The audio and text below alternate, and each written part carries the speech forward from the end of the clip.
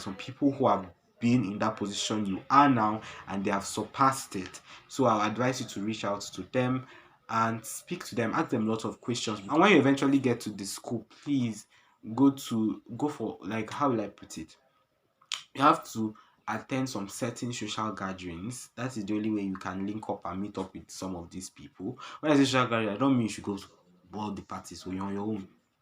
Honestly, you are on your own. Some of the social gatherings I attended was our faculty fellowship. We have a fellowship in Christian, since I'm a Christian, and we have a fellowship in our school, which is the CMD, Christian Medical and Dental Association.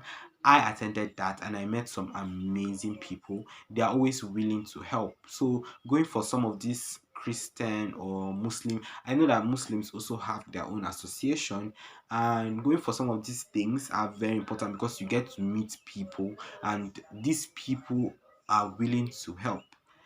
And another form of social gathering that I attended was our faculty week, JUMSA, that is Just University Medical Student Association.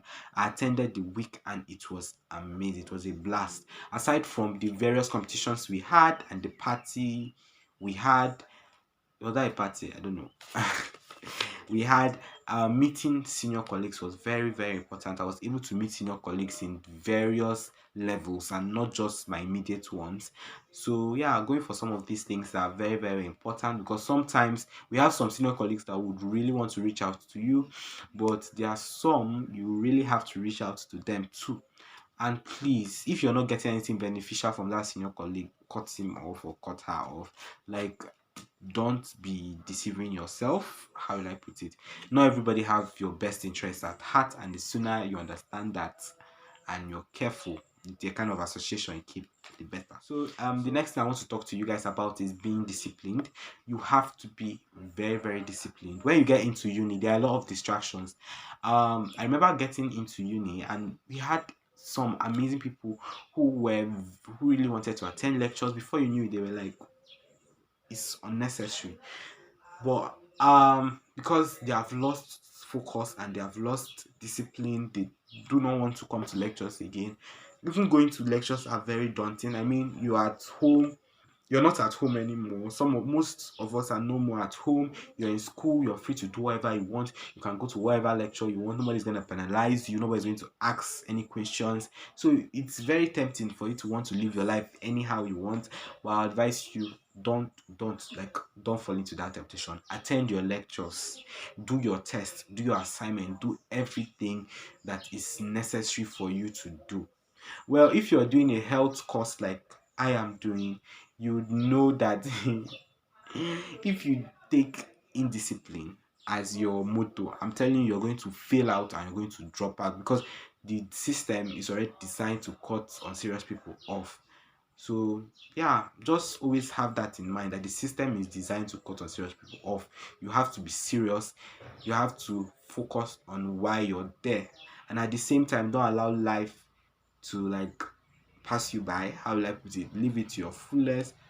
I didn't attend parties, all of those. I didn't do all. I did attend all parties and all of those. I did go for our welcome special, which had an after party. I attended few basically, but I still knew when it was time to study, it is time to study, and when it's time for me to enjoy myself, it's time for me to enjoy myself. Please be careful of where you go to and be mindful. It's not everything that is as it seems. So the next thing I want to talk to you guys is about is saving money. When you get into 100 level, a lot of people are going to send you money. I'm gonna keep that money. You need that money because student life drains your money, like it sucks your money.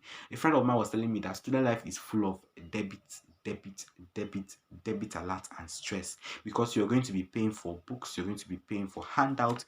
They can come up with one new thing or the other that you need to register for this, you need to pay for this, you need to pay for this. The lecturer has instructed to pay for this, and you have to pay it, or else your academics might suffer. So that's why it's important for you to save that money. Please don't spend recklessly. I know you want to buy everything, you want to buy rainy clothes. Don't be pushed and tempted by all of those things. Your time would come. Everything occurs in its season.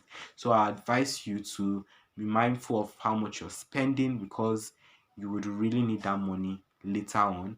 Even when you want to even start the next session, you still need money.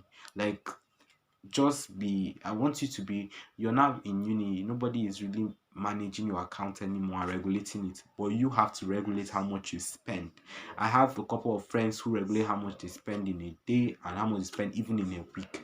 So I advise you to be mindful of how much you spend, and by keeping track of it, I'm sure you're going to be able to control your finance. You're now an adult and it's time for you to start taking control. I want to talk to you guys is making friends. I wouldn't advise you to be in a haste to make friends. When you get into uni, take your time. Have acquaintances, like talk to people, speak to people. But your close circle, your close friends are very, very important because they're the ones that will determine your building up or breaking down. If you pick the right set of people, I'm telling you, your stay in uni is going to be wonderful. They're going to influence you positively. Because I knew I wanted to do great in my grades, I had to stick with intelligent people, people who were smart. I have a friend of mine who reached out to me and was like, "Oh, the people that you're posting on your status are all good. There are people that are good." I was like, yes, if you want to be good in academics, if you want to be somebody that is very intelligent, I advise you to stick to intelligent people. So don't be in a haste to rush into making friends. Take time, and don't be forced to join any friendship, because there's something I realized, that everyone would find itself like there's somebody for you in uni. Like, you would find people that are like you in uni. So you just have to stay calm, stay cool, stay relaxed, and take out time to find those friends. But don't keep enemies. Like, have acquaintances, speak to everybody, because you don't know when you might need this person or need the other person. So yeah, and friends are very important, because the next point I wanted to talk to you guys about is finding a support system. Your friends are your support system. Your fellowship, like for me, I still say it, my Christian fellowship is also my support system. You need people who can understand you, understand how stressed you are, understand how demanding your course is, understand a lot of things basically. And for me, I would say that my senior colleagues, my friends, I complain a whole lot, and I need somebody to complain to, somebody that is going to reassure me that they have gone through this process and it's all fine and better. If you're doing a health course like medicine, maybe pharmacy, nursing, I would speak for those people because I'm in those courses. I don't know for any other course, but I would say you really need a support system, because the course is going to break you. Like, even from 100 level, you're going to be stressed. My 200 level was so stressed. Like, I sometimes literally broke down. Your mental health might suffer, your physical health is suffering, you're getting leaner, and oh my god, you just need somebody that is going to encourage you, speak to you, and yeah, basically somebody that is also going through. That's why I say your friends could also be your support system, because they're also going through this process just as you are. So they would also do well in being your support. You really need a support system if you want to thrive, because there are sometimes you are not going to feel like doing some certain things, and those support system can step in for you. um yeah, I think I've talked about everything, but no, two more. Another thing I want to talk to you guys about is your roommate. If you're staying in the hostel, this applies to people that are going to stay in the hostel or who would have roommates. I would want you to speak to them about boundaries. You guys should have like a talk. For us, we came up with a cleaning schedule which failed because I had to communicate with him how demanding my course is. My roommate is somebody that is doing another course. The course is also very good, but their lecture schedule is not as intense as mine. So we're trying to come up with, like, because I spoke to him about it, and we're trying to come up with like a cleaning schedule on how we're going to go about cleaning the room and everything. And we came up with something, but it crashed eventually. But he's able to understand how demanding my course is. That's why I'll advise you to talk to your roommate. Speak to your roommate about things you're uncomfortable with. Speak to them about how your lecture schedules are, just in case you won't be able to do some certain things.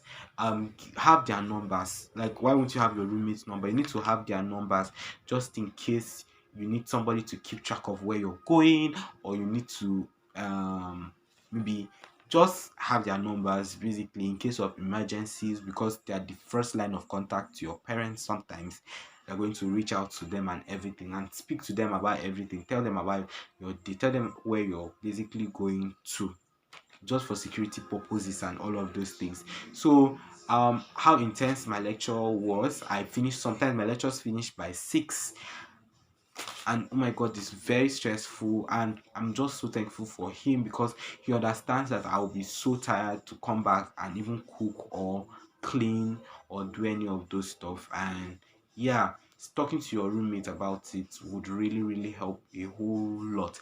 So you can, for this my last and final tip, I would want you to try different study techniques. I used to say that 100 level sets the tone for the rest of your year in uni. If you look at it, for if you're studying a 4 years course, your 100 level is one of the best times to grab as many A's as possible. So I advise you to try different study methods, try new things, see if you're a TDP person, see if you like to read in the morning, see if you like to read in the night. Like, understand yourself. I have classmates who used to say, "Oh, I'll read in 200 level. When I get to 200 level, there's not that our coursework yet."